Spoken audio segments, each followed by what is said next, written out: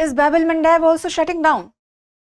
Welcome back to the latest update series of Drishti IAS. This is Divya Kawatra, and today we are discussing about a very sensitive topic, that is the shutting down of Bab el-Mandeb. Has that happened, or is it going to happen, and what complications would it bring? Let's find all that out. Okay? All right. So what has happened recently is, we know that tensions between US and Iran are rising once again, right? The tensions between US and Iran are rising once again, and this time Iran has said that if you don't comply with our demands, along with Strait of Hormuz, which is already under a lot of pressure, we are also going to shut down the Bab el-Mandeb Strait. That is the alternate to Strait of Hormuz. If Strait of Hormuz and the alternate both are shut down, this is the only path that actually connects Red Sea to Gulf of Aden. This is the only path connecting that directly, right? Otherwise, through land or through a large scale, you can connect, but then that is not feasible, of course, right? So this is the only region, and then this is also the alternate to Strait of Hormuz. If this also shuts down, what will happen? So this threat has taken the world by fear, because obviously this is a very serious issue, a very grave issue, and we need to be very careful about it and handle this diplomatically, right? But what will happen, we'll see. First of all, let's take a look at the location of this. This is our Strait of Hormuz. If you look at it, this is our Strait of Hormuz, and this is Bab el-Mandeb. This is the Bab el-Mandeb Strait. This is our Gulf of Aden, and this is our Red Sea. If this closes down, Red Sea will be left totally alone, and nothing from here will be getting transported, right? Nothing from here will be getting transported. And here is our Strait of Hormuz, and this is our alternate. If this is not working, from here we have an alternate, but obviously the transportation cost increases, but still this was an alternate. If both of them shut down, the entire Middle East will be inaccessible for us, right? So it is very concerning, and we'll talk about it. Right now the threat is twofold. The twin threat is there because Strait of Hormuz is already under pressure, and then if we shut this down as well, there will be difficulties, right? And Iran is signaling that its Houthi allies in Yemen will shut down the Bab el-Mandeb Strait using drones and missiles. That means they will attack if you come here. They will attack if you come here. Okay. The squeeze is that by targeting both the waterways, Iran is obviously trying to lock down both major maritime exit routes of the Middle East at the same time. These are the both major exit routes, as we can see in the map also. If it has control over both of them, naturally, trade will get affected, accessibility will get affected, a lot of other things are going to get affected, right? All right, let's understand why it matters right now. Why it matters right now? Because it is our backup plan.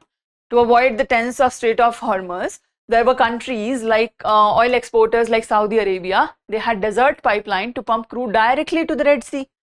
So that through Red Sea, Bab el-Mandeb, and then the Gulf of Aden, that will become a pathway. So they have already done that. This oil still has to escape the Red Sea via Bab el-Mandeb Strait, right?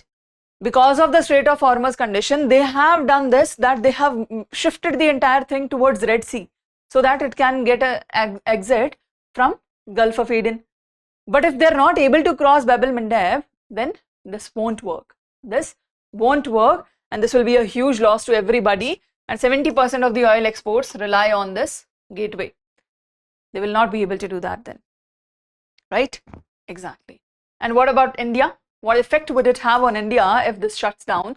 There are 4 big blows that India can face if this shuts down, which we are already facing through Strait of Hormuz also, but now they will be extreme, even more extreme than they were earlier because of Strait of Hormuz. All right, let's find out those 4 big blows, what India will have to take. Number 1, oil bills. India is importing nearly 85 to 90% of the oil. So major lanes are choked, the prices will go high, and we will not be able to afford it. Our economy will take a strong hit because of that. Skyrocketing shipping costs. Shipping is, difficult now, because if one path is closed, you have to take it to another path. The transportation cost increases, logistic cost increases, shipping cost increases, and adding 10 to 15 extra days to the journey as well, right? That leads to increase in the price also. So freight rates are jumping 200 to 300% at war risk, right? Insurance premium, freight rates, everything is skyrocketing because of this risk, and the affordability is becoming low and low by the day. Indian exports, they lose their edge because over 20% of the Indian exports like textile, food, engineering goods to Europe and US, they pass through the strait, right? And if the late deliveries and high shipping cost will make Indian goods less competitive. Why? Because they are buying our goods, because of the fact that our goods are cheaper. If because of these costs, the prices of our goods rise way above, wouldn't that mean that our goods will cost much more there? If they cost much more there, what will happen? Our competitiveness will get differentiated. And if they're getting Indian product and US product at the same price, why would they buy Indian product? They were buying the Indian product because it was cheaper.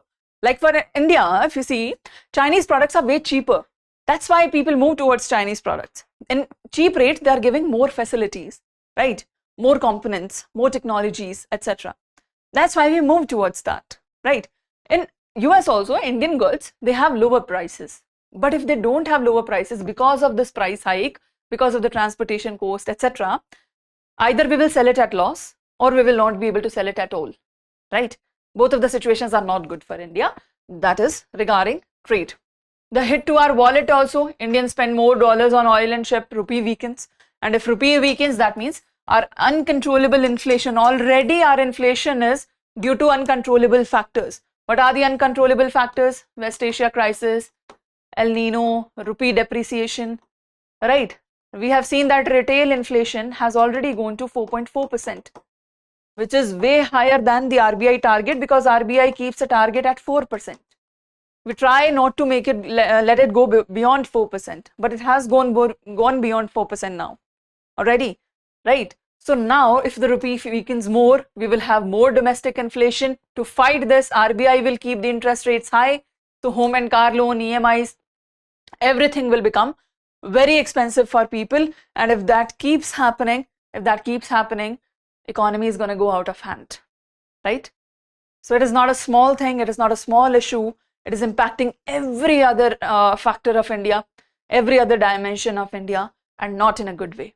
Not in a good way in any sense, right?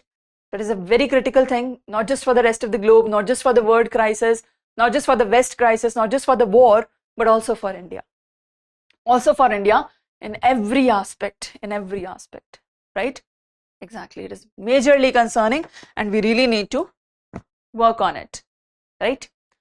Along with this, a small prelims pointer for you. There are strategic maritime choke points like Bab el-Mandeb that we discussed right now, Red Sea to Gulf of Aden. It is connecting Red Sea to Gulf of Aden through Yemen, Djibouti and Eritrea.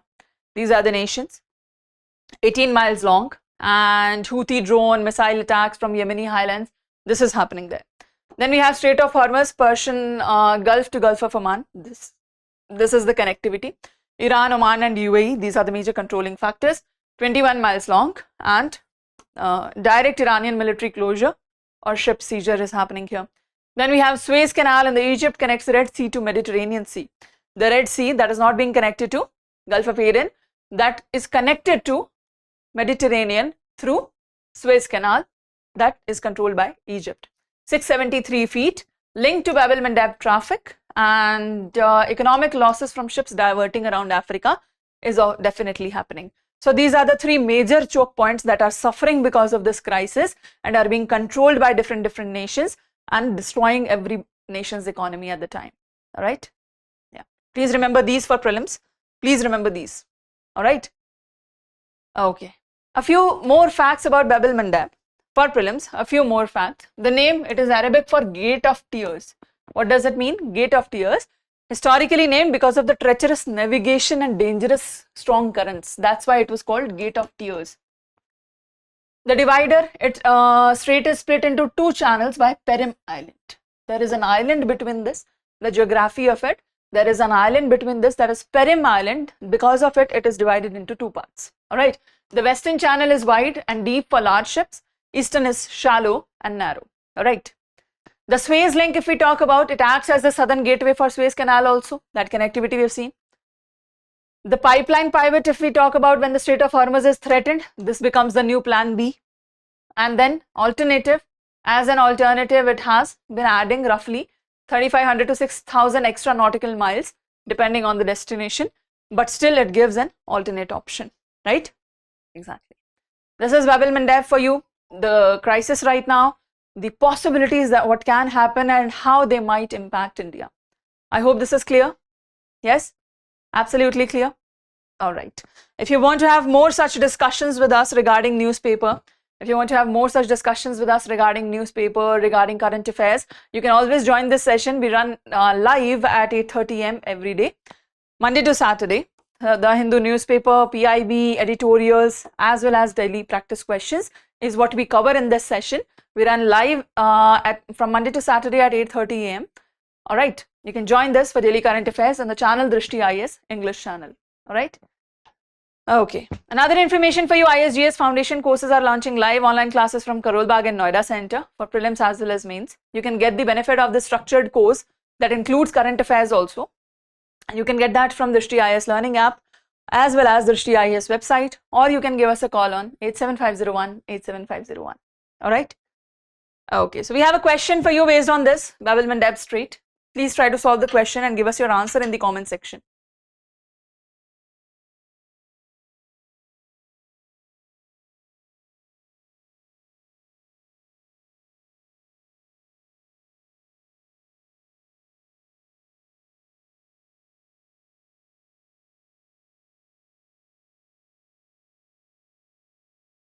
Done? All right, that's about it. Thank you so much for joining in. I hope you understood the topic very clearly. Yes? All right, thank you so much. That's all for now. Take care. Bye-bye. For more informative content, like, share and subscribe, and do not forget to press the bell icon to get the notifications.